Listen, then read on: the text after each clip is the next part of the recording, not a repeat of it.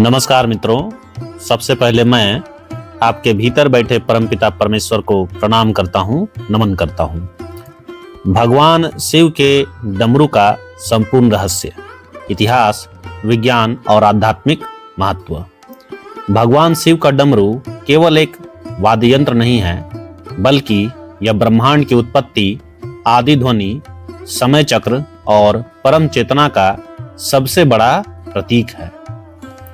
सनातन संस्कृति में डमरू को सृष्टि के संचालन और संहार दोनों का आधार माना गया है।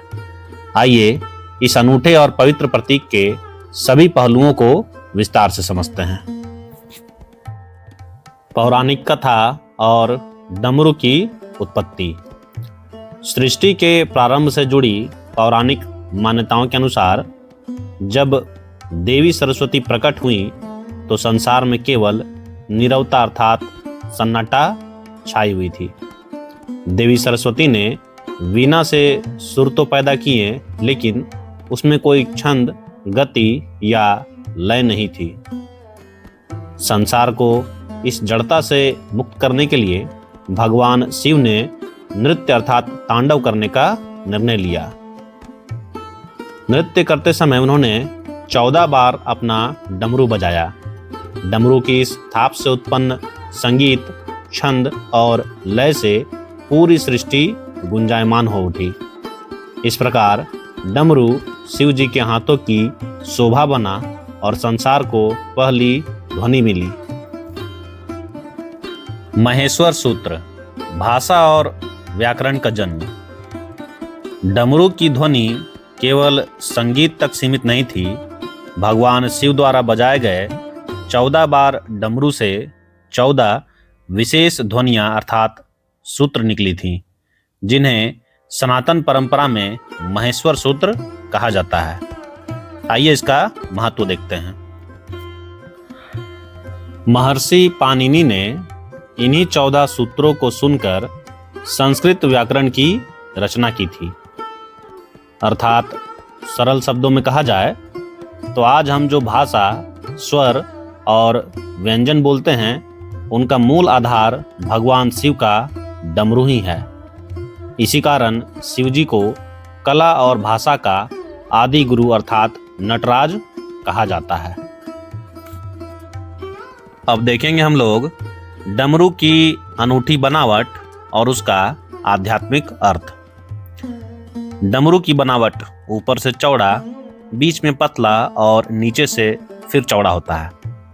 बहुत गहरा दार्शनिक संदेश भी देता है। आइए देखते हैं। सृजन और विनाश का संतुलन। पहला संदेश है, डमरू के 2 हिस्से 2 अलग अलग आयामों को दर्शाते हैं। एक हिस्सा सृजन अर्थात क्रिएशन का और दूसरा हिस्सा विनाश अर्थात डिस्ट्रक्शन का प्रतीक है।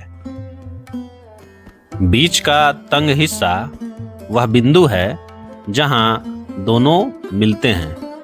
यह सिखाता है कि जो पैदा हुआ है उसका अंत निश्चित है। दूसरा महत्व देखते हैं, पुरुष और प्रकृति का मिलन। डमरू का एक त्रिकोण शिव अर्थात पुरुष अर्थात ऊर्जा को और दूसरा त्रिकोण शक्ति अर्थात प्रकृति अर्थात पदार्थ को दर्शाता है। दोनों का जुड़ाव ही इस ब्रह्मांड को चलाता है। शून्य का सिद्धांत। डमरू की रस्सी और उस पर बंधी गांठें मन के विचारों और इंद्रियों को दर्शाती है। जब डमरू हिलता है तो गांठें दोनों तरफ टकराती हैं, जो यह बताती है कि आत्मा अंततः परमात्मा में ही विलीन होगी। अब हम लोग देखेंगे डमरू का वैज्ञानिक दृष्टिकोण, साइंटिफिक एस्पेक्ट। आज का आधुनिक विज्ञान भी डमरू के प्रतीकवाद के सामने नतमस्तक है। बिग बैंग और बिग क्रंच। डमरू का आकार आधुनिक भौतिकी के होरग्लास जैसा है। विज्ञान मानता है कि ब्रह्मांड एक बिंदु से फैल रहा है और एक दिन यह वापस सिकुड़कर एक ही बिंदु में समा जाएगा। डमरू का आकार ठीक इसी फैलाव और संकुचन को प्रदर्शित करता है। String theory. आधुनिक विज्ञान कहता है कि ब्रह्मांड की हर चीज छोटी छोटी तरंगों या कंपनों अर्थात वाइब्रेशन से बनी है।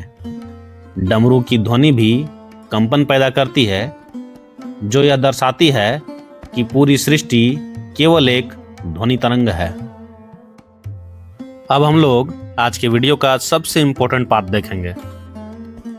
घर में डमरू रखने और डमरू को बजाने के व्यवहारिक लाभ क्या है, प्रैक्टिकल प्रॉफिट क्या होता है। ठीक है, जरा ध्यान दीजिएगा। सनातन धर्म में वास्तु और ज्योतिष के अनुसार घर में छोटा डमरू रखना और उसे बजाना बहुत ही चमत्कारी माना गया है। नकारात्मक ऊर्जा का नाश। डमरू से निकलने वाली ध्वनि घर के वास्तु दोष को दूर करती है। ध्यान दीजिएगा, डमरू का जो आवाज़ होता है उससे जो ध्वनि तरंगें निकलती है घर के वास्तु दोष को खत्म करती है। वास्तु दोष जरा चेक भी करवाना पड़ता है घर का। ठीक है, आइए आगे बढ़ते हैं। इससे वातावरण में मौजूद नकारात्मक शक्तियां नष्ट होती है। और क्या लाभ है? मानसिक तनाव से मुक्ति। डमरू की नियमित थाप से मन शांत होता है। यदि कोई व्यक्ति डिप्रेशन, तनाव या अनिद्रा से जूझ रहा है तो इसकी आवाज़ मस्तिष्क की नसों को आराम देती है। एकाग्रता और बुद्धि का विकास। डमरू बजाने से बच्चों की याददाश्त और एकाग्रता बढ़ती है, क्योंकि इसकी ध्वनि सीधे हमारे अवचेतन मन को प्रभावित करती है। रोगों से मुक्ति। ऐसा माना जाता है कि डमरू की आवाज से आसपास का वातावरण शुद्ध होता है, जिससे बीमारियों का खतरा कम हो जाता है। मेरे मित्रों, अब हम आज के वीडियो के निष्कर्ष पर पहुंच चुके हैं। भगवान शिव का डमरू महज एक काठ का यंत्र नहीं, बल्कि पूरे ब्रह्मांड का लघु रूप है।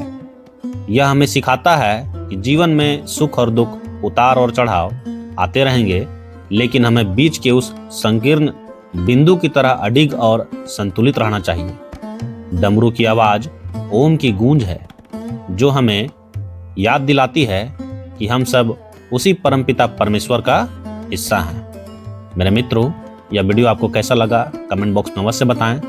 वीडियो आपके लिए हितकारी है, ज्ञानवर्धक है, एक सब्सक्राइब और एक शेयर तो बनता है। इसके साथ ही आप भारत के किस राज्य से, किस जिले से मेरी वीडियो देख रहे हैं, कमेंट बॉक्स में अवश्य मेंशन करें। एक बार एक साथ बोलिए, हर हर महादेव।